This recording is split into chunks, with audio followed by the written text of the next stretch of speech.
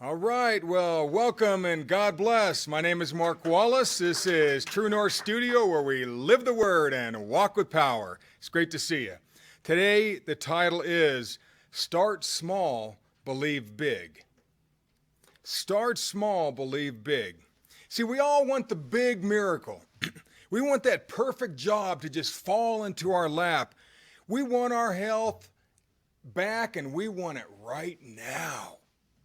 We wonder what's taken so long for that weight to drop off. And why is it taking so long to learn this new skill? When is my art going to get noticed? When am I going to get noticed? I think a lot of motivational preachers and positive thinking gurus have done us a bit of disservice. And they help us visualize the end game. But they leave out a few details on how to actually get there.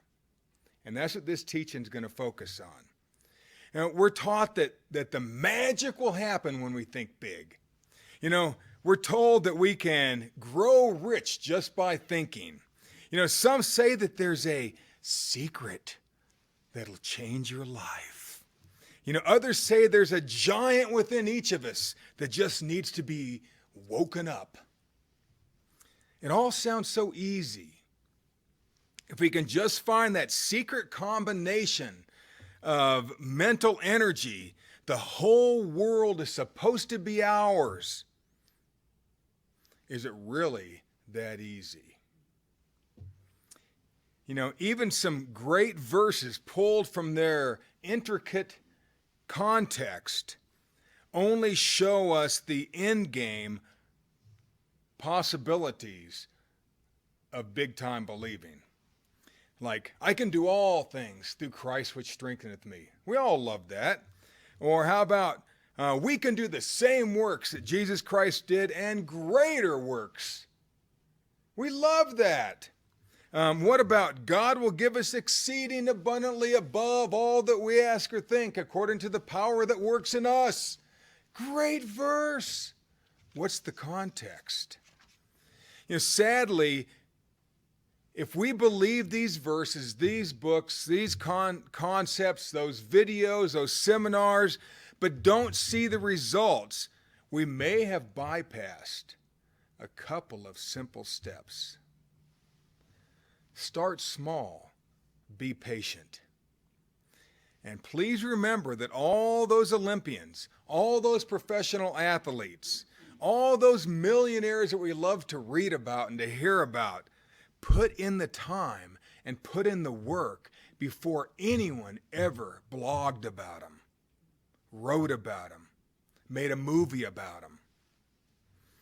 Many experts say there's a correlation to our time on task and the eventual outcome. And an author named Malcolm Gladwell said that it typically takes about 10,000 hours of prep work before anyone masters anything. Athletes, business, doesn't matter. And that's just under 4 years if you put in 8 hours a day. Or if you put in 20 hours a week, part-time, then it takes about 10 years. That's a lot of time, folks, to really master anything. Sort of college, right? 4 to 6 years. It's in there. An apprenticeship. The secret recipe to success usually manifests itself after people have mastered the small to obtain the big. In Ecclesiastes 7:8, you're welcome to turn there or not. I'm not going to hit a whole lot of verses today. But Ecclesiastes 7:8 from God's Word translation says, the end of something is better than its beginning. It's better to be patient than arrogant. Wise old Solomon understood how to get things done. He fully understood the full believing process. He didn't just expect magic miracles. He mastered the art of believing, and it showed. He worked hard, very hard, to bring his vision to pass. So much so, that God even called him the wisest man on earth. You see, wisdom is putting your knowledge to work. It's putting your knowledge to work.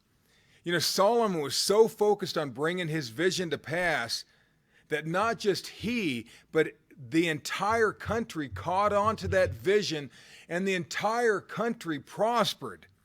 The Queen of Sheba heard about it through a trader, and not a traitor, but somebody who was in the trade, a caravan.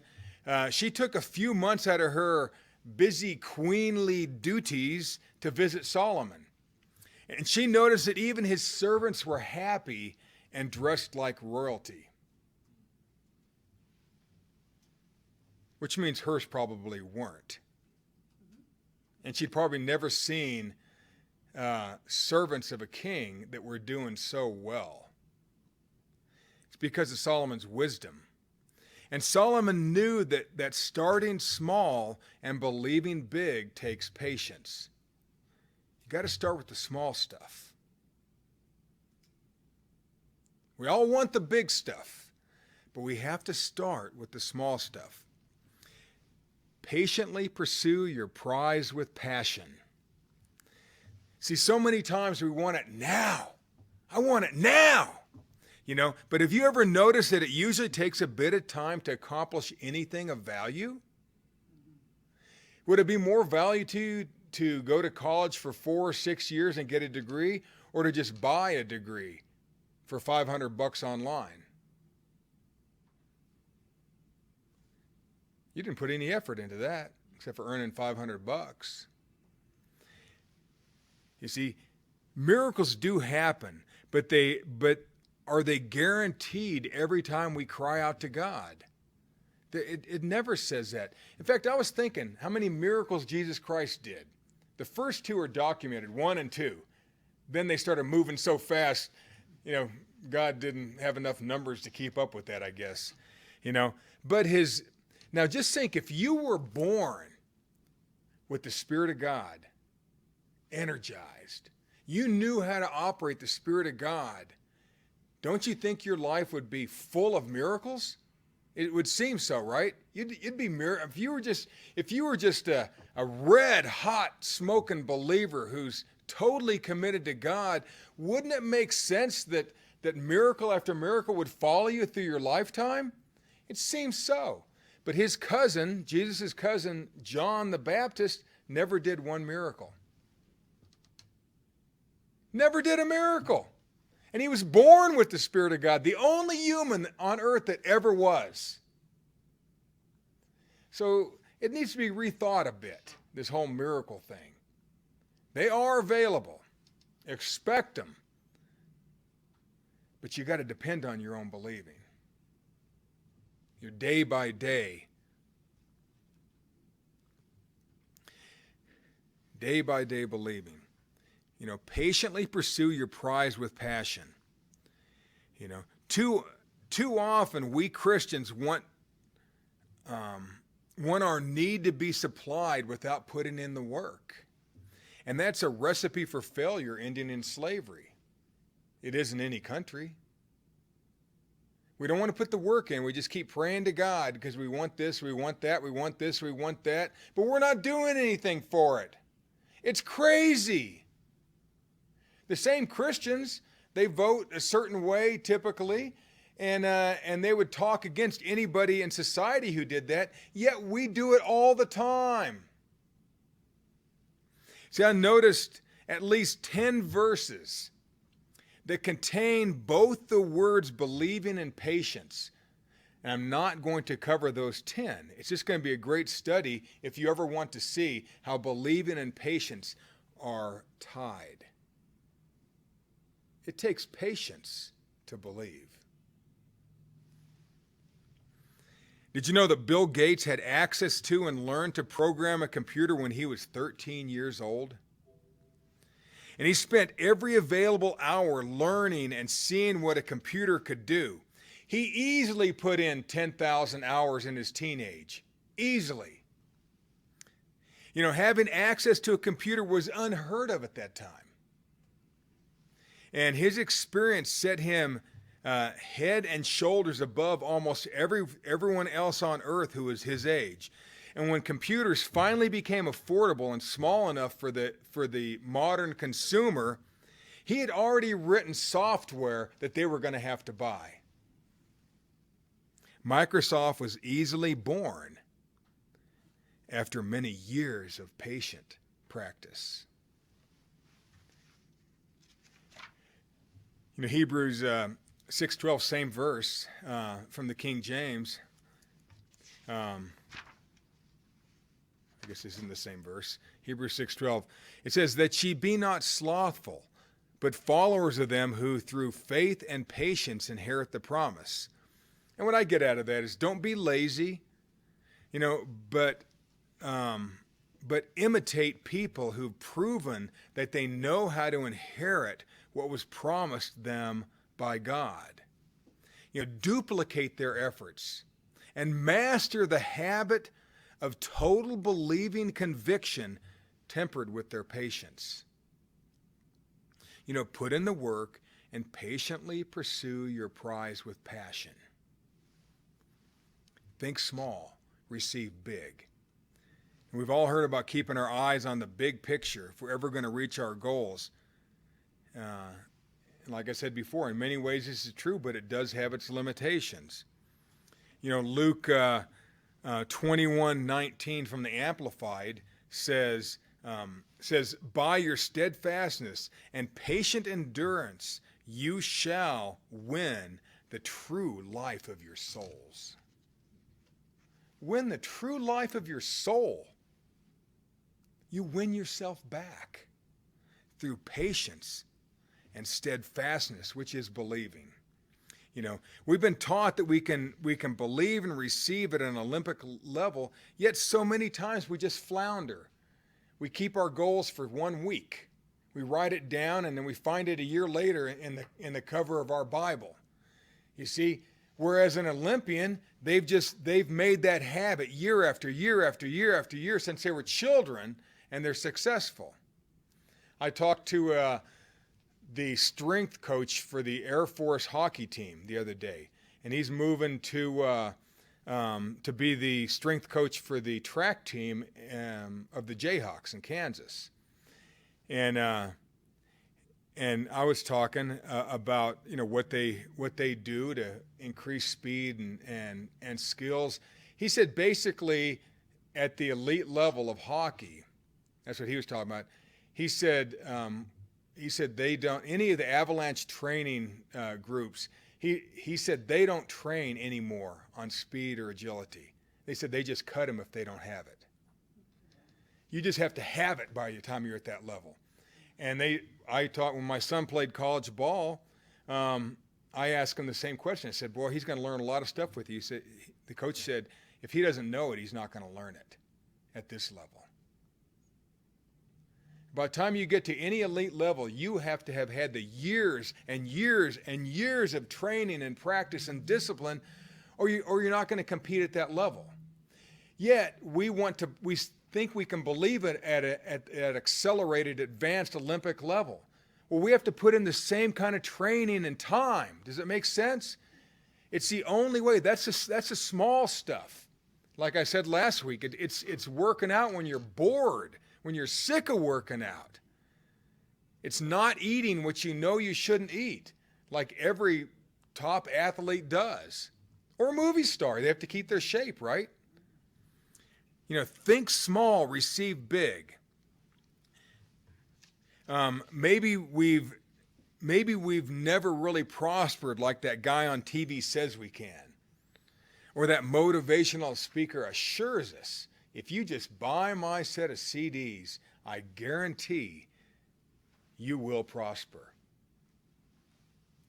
You know, maybe we've never actually been healed of that particular health issue, but we still believe that God promised it.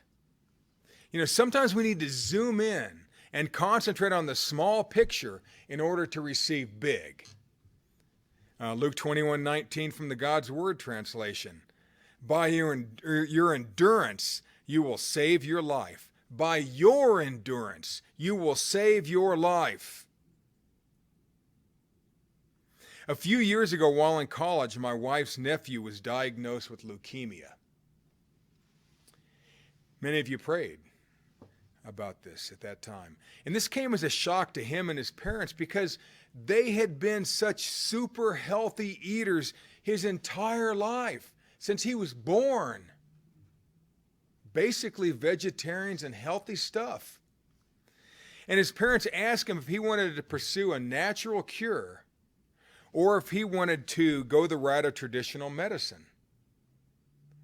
And he chose traditional medicine, and they honored his request. They weren't necessarily happy with it, but they honored his request.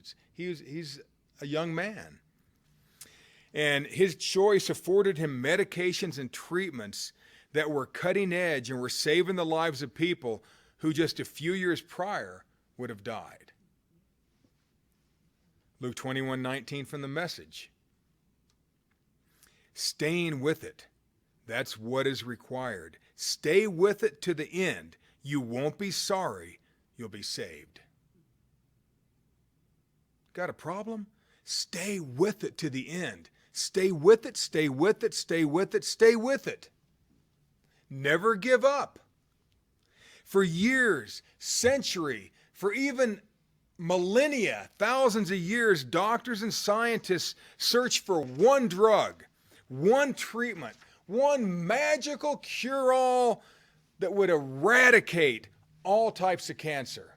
They saw the big picture. We are going to cure cancer in our generation. They were looking at that. They were looking at the whole thing as one issue. But one man changed all that. A guy named Dr. Sidney Farber. He's an American pediatric pathologist. In the 1960s, decided to take a different approach to curing cancer. Dr. Farber did two amazing things. One, he shifted his focus on cancer research from the big picture to a small one. He stopped looking at cancer as a whole and decided to focus solely on leukemia. No other cancer. And two, he took the topic of cancer from the hushed conversations into very public discussions.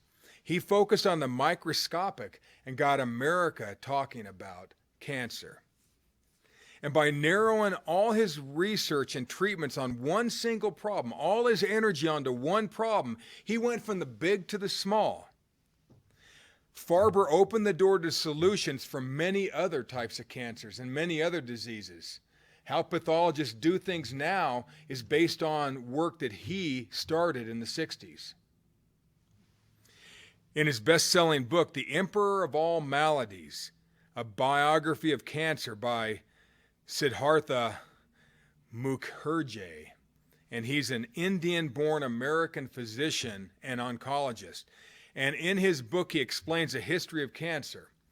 And he documents how when cancer research by Dr. Farber finally went from the big picture thinking to incremental steps, people started getting cured. I think about something I read when I was looking at this book. There was a guy 4,600 years ago, that's 2600 BC, a guy named Imhotep, and he was an Egyptian doctor and architect. In fact, he was the one who designed the first stepped pyramids, this guy, but he was also a physician.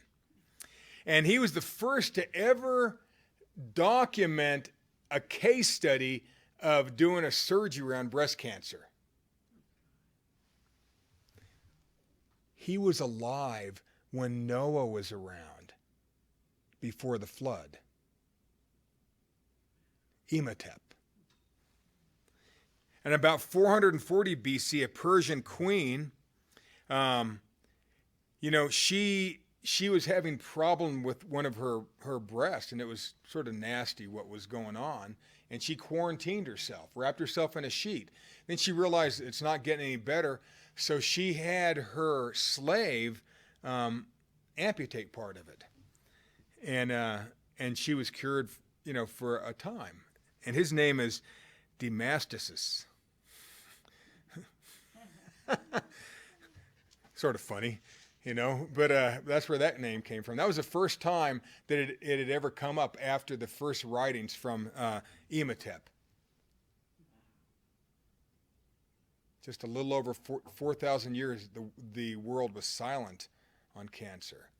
Then in the 19th century, they started getting into it again, but just with surgery, not with any treatments. The Farber focused on the small to help the larger.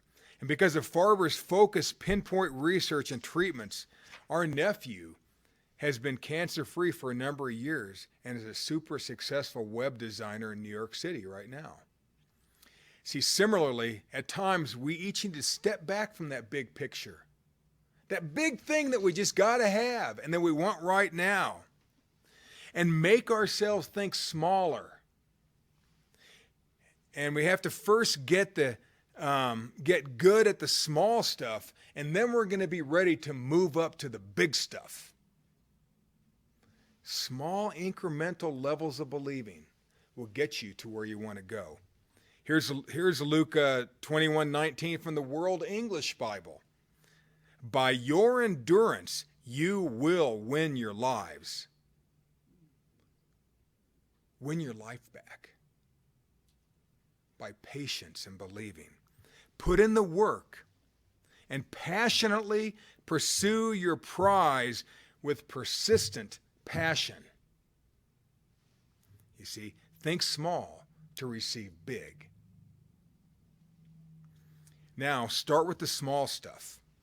And the writer, weightlifter, bloggist named James Clear states in his personal performance blog that when you're facing a complex problem, I'm quoting now, or trying to do something bold, start with a smaller version of the larger problem. Focus exclusively on the small problem and solve it. Use the answers of this small issue to expand your knowledge of the larger issue. End of quote. See, James mentions how, in his blog, how this mega online company called Amazon, maybe you've heard of it, didn't start out as an online giant. He said that Amazon cut its teeth by only selling books online. That's it. And they started with a very narrow focus, a narrow market. And they learned the business. They got good at doing one thing well. And then they went big. And now they sell just about everything on Amazon. They started small and they grew big. And he mentioned how solving most of our problems or excelling in any field of endeavor revolves or starts with doing one thing well. I loved how he said when you're facing a complex problem or trying to do something bold, start with a smaller version of the larger problem. Focus exclusively on that small problem and solve it.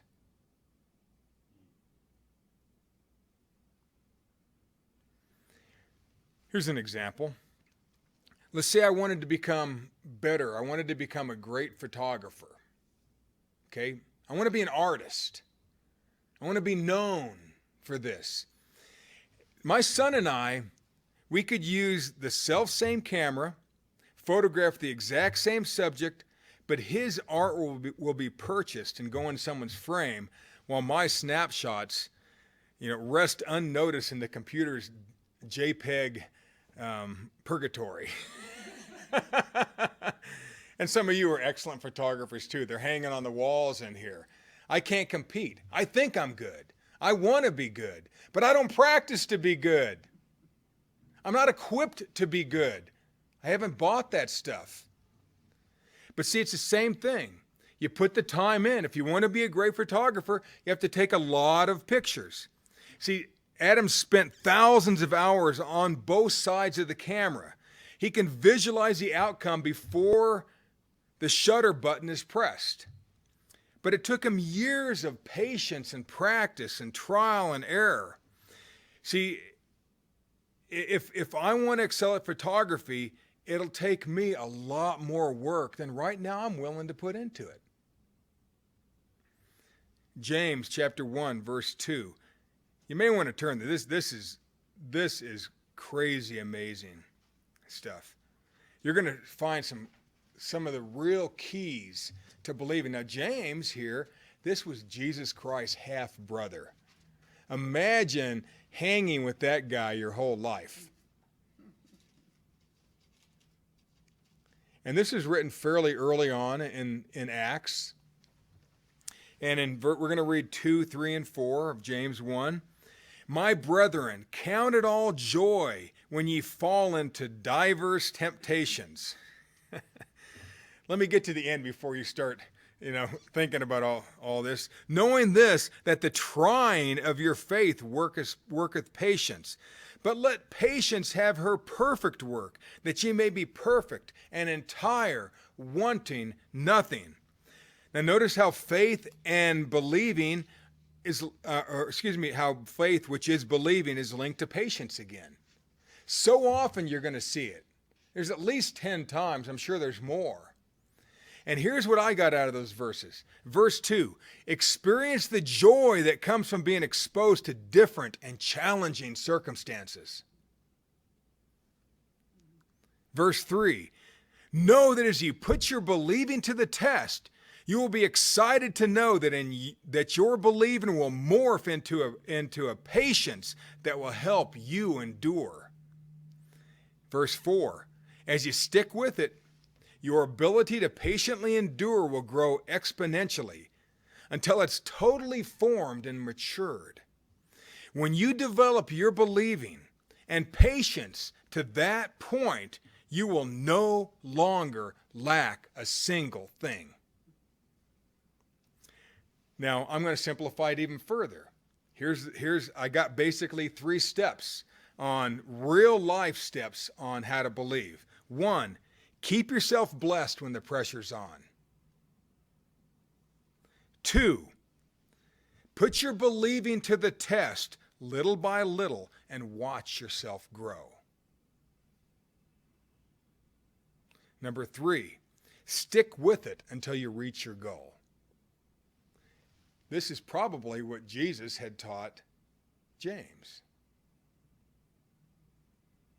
because he was the greatest believer of all time, Jesus Christ.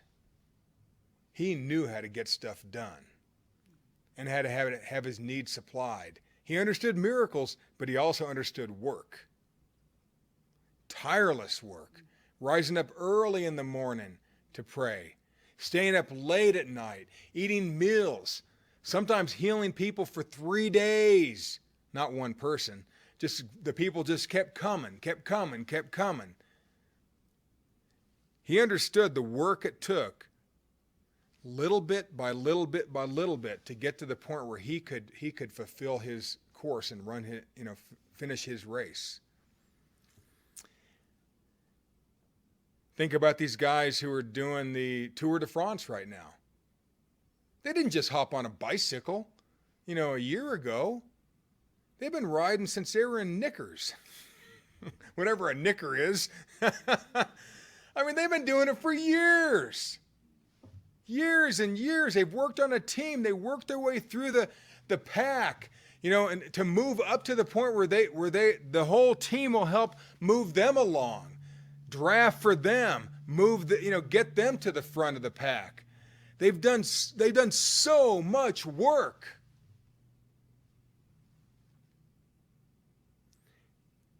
And now they want to win. They're all ready to win. Anybody in that group has a potential to win, especially the leaders of those teams. But about 14 years ago, here's another example of small steps to big results. And this revolves getting in shape. And about 14 years ago, when I was trying to get back into shape, I started hiking. And we had moved to Colorado, and I loved the variety of mountain trails, and it was a perfect excuse to get back into nature and get back into shape. Sort of 2 birds, 1 stone kind of thing. And a fitness turning point for me happened on one particularly steep incline. And I was passed by a guy much bigger than I was. And I wasn't small. And I was walking and he was running up this thing. And I remember thinking, how the heck is he able to do that? I was having trouble just walking up this thing. And he's running. And he was bigger than me.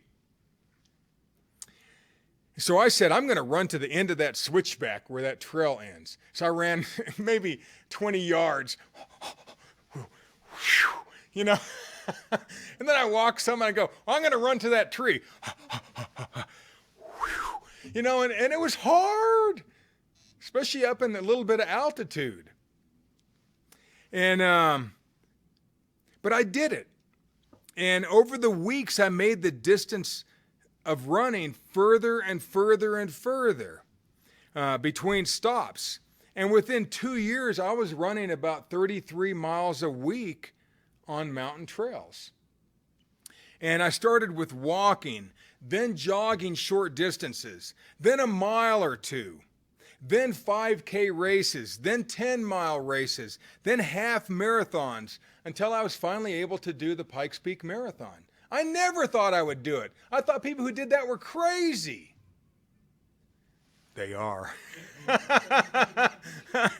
You know, but it was a slow process. My knees had hurt, and what's going on? And then I realized I had to keep changing my shoes about every 300 miles. So I started keeping track of how many miles I was running. And I'd throw the shoes away and then my knees wouldn't hurt. I mean, it was weird. So I had to understand equipment, what I was running on. Even the socks I wore changed, and I figured out what worked for me. The type of hat I wore, and shorts and shirt. Some of them hurt when you run, and it chaps you and chafes you. So I mean, it was a lot. You see, it was a slow process, and it's a process that still must be maintained, or I quickly lose that training effect, and I have to start all over again. I mean, it doesn't take but me for about a week, and I feel like I'm starting all over again. Well, what about us with whatever we're trying to believe to receive? We forget about it for a year. Oh yeah, I want to get healed. Oh yeah, I want a new job. Oh yeah. You know, all this, oh yeah, stop it. It's just that faithful incremental work every single day. Rain, shine, snow, sleet, anything. You stay after it. Do something every day to improve your situation.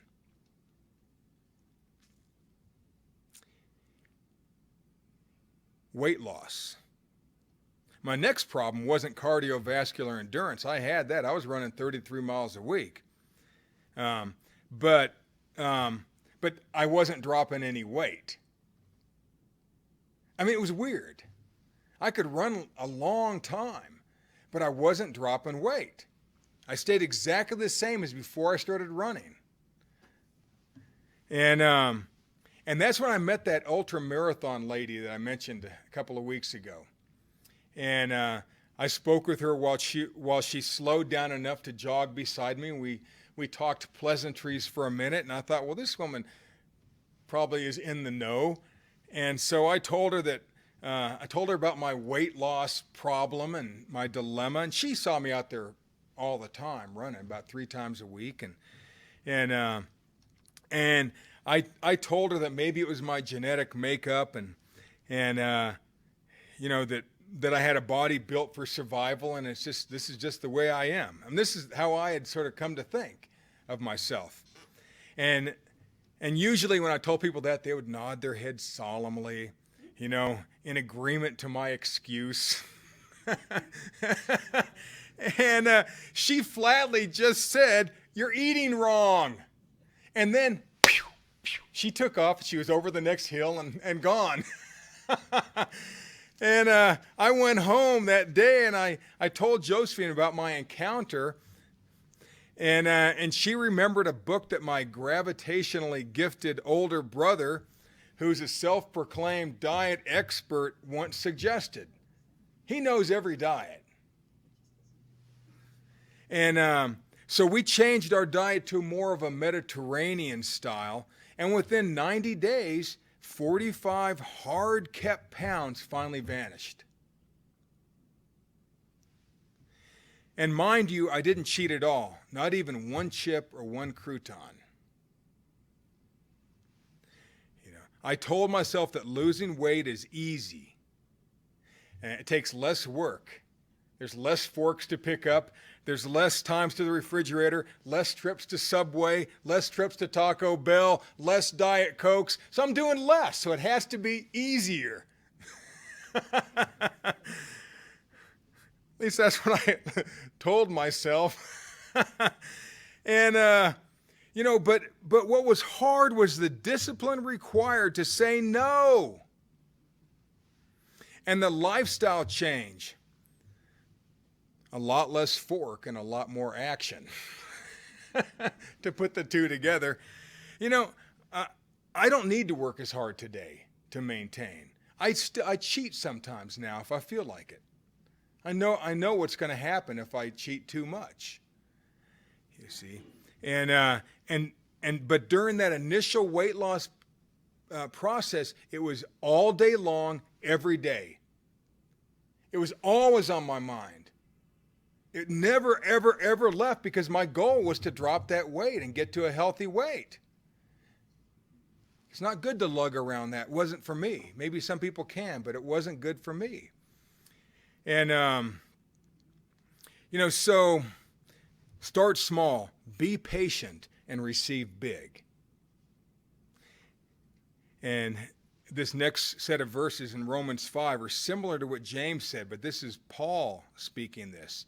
This is Romans chapter 5, verse 3 through 5. I'm going to read it from the Message. And it almost says the same thing. There's got to be some keys here. There's more to come. We continue to shout our praise even when we're hemmed in with troubles, because we know how troubles can develop passionate patience in us, and how that patience in turn forges the tempered steel of virtue, keeping us alert for whatever God will do next. In alert expectancy such as this, we're never left feeling shortchanged.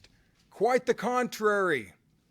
We can't round up enough containers to hold everything God generously pours into our lives through the Holy Spirit. That's similar, isn't it, to James 1? It's a great version there. So in closing, we all want the big miracle. We all want that perfect job to fall into our lap. We all want our health back. We wonder what's taken so long for that dreaded weight to drop off. We want our art or our project to be noticed. We want it all, and we want it now. To be the best, or to get the best, usually takes tedious work and discipline. 1, keep yourself blessed when the pressure's on. 2, put your believing to the test, little by little, and watch yourself grow. And 3, stick with it until you reach your goal. Once again, the sage words of James Clear, quote, when you're facing a complex problem or trying to do something bold, start with a smaller version of the larger problem. Focus exclusively on that small problem and solve it. End of quote. Start small so you can believe big. God bless you all.